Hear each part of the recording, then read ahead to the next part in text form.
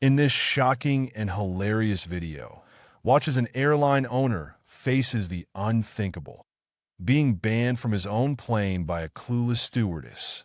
Join us as we dive into this bizarre encounter that highlights the absurdities of airline protocols and the challenges of airline ownership.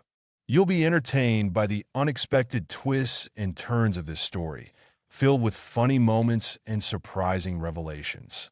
Discover the behind-the-scenes chaos of the airline industry and how miscommunication can lead to outrageous situations. We'll also share insights into airline management and employee training that could prevent such incidents from happening again.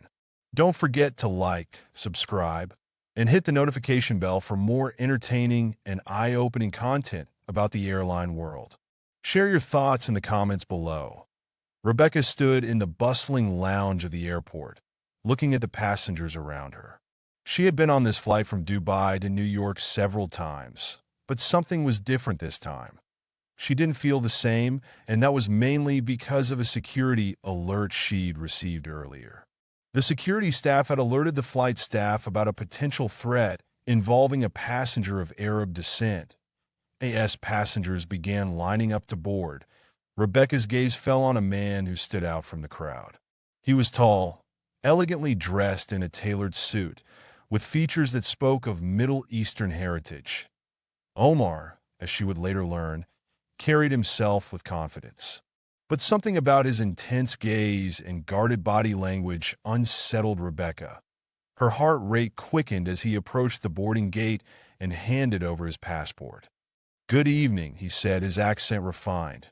Rebecca smiled at him and took his passport. However, the lack of a boarding pass made her feel concerned. "Sir, may I see your boarding pass, please?" she asked politely. Omar began. "I don't have one." "But that's not a problem. I'm sorry, sir," Rebecca interrupted. "I can't allow you to board the aircraft without a boarding pass. That's against the airline policy." Omar leaned in, lowering his voice. "I assure you, I have the authority to board without a ticket. You see, Sir." Rebecca cut him off again, her anxiety morphing into determination. "I don't care who you are. No boarding pass, no entry. I won't compromise on safety." Rebecca could feel her heart pound against her chest as she said those words. She wasn't sure how the man would react. All she knew was she was doing the right thing. Beads of sweat started forming on her forehead as she watched his expression harden. The man wasn't ready to back off. "You're making a mistake," he said out loud, his eyebrows furrowed. "I'm the new owner of this airline." The new owner? Rebecca thought, but she didn't let those words change her decision. "If that's true, sir, then you should understand the importance of following protocol," she said firmly. "I'm going to have to ask you to step aside."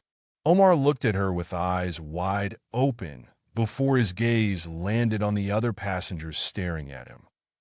"Could you please hurry up?" one passenger shouted from behind. "We've been waiting for 5 minutes now," another woman yelled. Omar reluctantly moved away and walked back into the executive lounge. Rebecca took a deep breath as she watched him go, feeling proud of not letting the man board the plane. When the boarding gate was momentarily quiet, Rebecca's mind drifted to a day she'd spent years trying to forget. She was just a child, clutching her mother's hand as they boarded a plane for a family vacation. Her father was seated just a few rows behind her that day.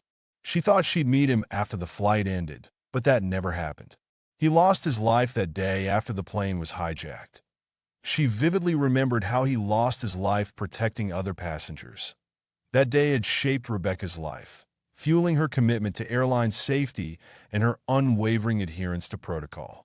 She'd vowed never to let another family experience such tragedy if she could help it. "Rebecca?" A voice jolted her from her reverie. It was Sarah, her co-worker. "Captain Clark wants to see you in the cockpit." "Now?" "Oh," Rebecca said, blinking her eyes. "I'll be right back." A feeling of nervousness settled in her stomach as she made her way to the cockpit. She wondered what Captain Clark wanted to say to her. She took a deep breath before entering the cockpit. "Rebecca," Captain Clark began, his tone serious. "There's been a misunderstanding. The man you denied boarding to, he's Omar, the new owner of our airline." "A misunderstanding?" Rebecca repeated as she felt her face turn pale. "But he didn't have a boarding pass, and with the security alert. I understand your caution, especially given the circumstances." Captain Clark cut her off. "But we need to resolve this situation. Omar is waiting in the executive lounge.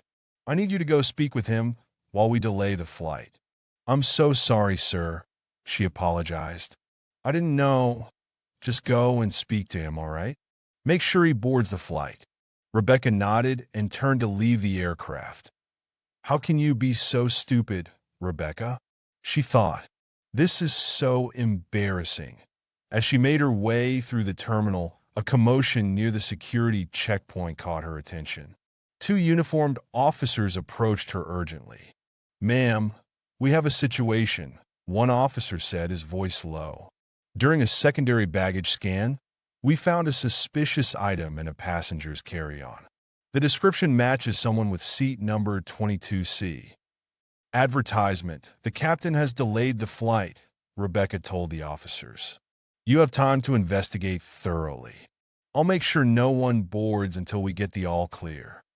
The officers nodded gratefully and hurried away. Meanwhile, Rebecca continued toward the executive lounge, hoping Omar was still there. She knew she might even lose her job if he didn't board the flight today. She steeled herself for the confrontation ahead. The cool air brushed against her cheeks as she entered the executive lounge. It was a haven of luxury with soft lighting and plush seating. As she looked around, she spotted Omar sitting in a leather armchair. She quickly made her way to his chair. "Sir," she began, trying not to sound nervous, "I owe you an apology. There was a security alert, and I was overly cautious. I should have handled the situation differently." Omar regarded her for a moment, then gestured for her to sit. "Please call me Omar," he smiled. "And you are?" "Rebecca," she replied. Omar nodded. "Rebecca, I appreciate your apology. But more than that, I admire your commitment to safety. You were doing your job, and you did it well." Rebecca blinked, surprised by his understanding. "You're not angry?" "Angry? No," he replied. "Perhaps I could have been more transparent about my identity. You followed protocol, and that's exactly what I want to see in our airline staff." As they continued talking, Rebecca's impression of Omar changed drastically. He was far from the arrogant executive she thought he was. Instead, she now saw him as a leader genuinely invested in his employees' and passengers' well-being. Their conversation was interrupted by a knock at the lounge door. The security officers from earlier entered and walked toward Rebecca and Omar. "Advertisement, we have an update," one of them said. The suspicious item turned out to be an oversized shampoo bottle. "It seems it was missed during the initial screening. Thank you for your diligence," Omar said as he rose from his seat. "I'd like a full report on how this item was missed initially. We'll use this as a learning opportunity to improve our procedures." As they made their way back to the plane, Rebecca saw a different side of Omar, that he stopped to greet each frustrated passenger personally, apologizing for the delay and assuring them of their safety. His genuine concern and attention seemed to soothe even the most irritated travelers. Once on board, Omar surprised Rebecca again. "Would you mind if I conducted the pre-flight safety demonstration?" he asked. Rebecca handed him the microphone, curious to see what he'd do. Omar addressed the cabin with a mix of professionalism and warmth that immediately captured everyone's attention. "Ladies and gentlemen," he began, "I'm Omar, the owner of this airline. I want to personally assure you that your safety is our absolute priority. We appreciate your patience during the delay, which was necessary to ensure the security of all on board. Now, let's review some important safety information." Rebecca watched in amazement as Omar's personal touch transformed the atmosphere from frustration to appreciation. Passengers who moments ago had been grumbling were now listening attentively, some even smiling. As the flight progressed smoothly, Rebecca found herself reflecting on the day's events. She'd misjudged Omar initially, but his actions had proven him to be a leader who truly cared about his employees and customers. After landing in New York, Rebecca was surprised to find Omar waiting for her at the gate. "Rebecca," he said, "I wanted to thank you again for your professionalism today. In fact, I have a proposition for you. How would you like to join my executive team? We could use someone with your dedication to safety and attention to detail." Rebecca was taken aback. She wasn't expecting this. "I am flattered, Omar," she stammered out of surprise. "But I love my job as it is. I'm not sure I'm ready for such a big change." "Take your time to consider it," he smiled. "The offer stands." As he turned to leave, he added casually, "By the way, you were right to be cautious earlier. The real security threat was a different passenger. The one you've been warned about." "Who was it?" Rebecca asked. "He matched the description you got," Omar said, straightening his tie. "The authorities detained him at baggage claim. He never made it onto the flight, thanks to the additional checks we initiated." And with that, Omar turned and started walking away. "Omar, wait," Rebecca called out, hurrying to catch up with him. "I've changed my mind. I'd like to accept your offer." Suddenly, something about him had given her thoughts clarity. She realized Omar was the kind of leader she needed. "I'm glad to hear it, Rebecca." Omar cheered. "I think we're going to make a great team." Rebecca smiled as she recalled the day's events. She'd started the day following her usual routine, but now she was embarking on a new journey, a journey where her passion for safety could make an even bigger difference. She knew the traumatic event from her childhood would always be a part of her, but now it fueled an even greater purpose. She knew she was headed in the right direction after choosing to work with a person like Omar.